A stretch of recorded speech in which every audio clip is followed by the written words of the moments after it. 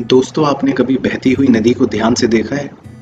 बड़ी तेजी के साथ वो अपने ओरिजिन से बहना शुरू करती है। शुरुआत से ही उसका लक्ष्य अपनी मंजिल को प्राप्त करना होता है। रास्ते में हजारों बाधाएं आने पर भी वह लगातार बहती रहती है। भले ही कुछ जगहों पर उसकी रफ्तार कम हो जाए, लेकिन वह रुकती कभी नहीं है। अपनी सुरीली आवाज के साथ बहती हुई नदी अपनी मंजिल की ओर लगातार बढ़ती रहती है दोस्तों। और कैसा भी हो, अपना लक्ष्य प्राप्त करके ही रहती है।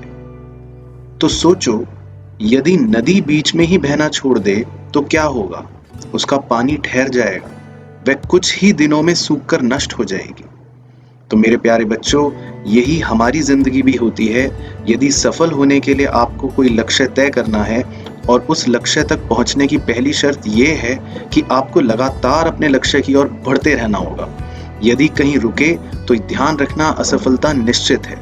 तो आपको नदी की तरह अपने लक्ष्य की ओर लगातार बढ़ते रहना है, चाहे धीरे चाहे तेज। और लोग जो हैं आपके रास्ते में रोड़ा अटकाएंगे, कभी भी उसको आने नहीं दें। अपने मनपसंद लक्ष्य तक पहुंचना आसान कार्य नहीं होता। ध्यान रखना बच्चों, यदि आसान होता तो आज दुनिया के सभी लोग सफल होते। सफलता के रास्ते में बहुत सी बाधाएं आएंगी, बहुत सी मुश्किलें आएंगी। ये बाधाएं हमें रोकने की पूरी कोशिश भी करती रहेंगी।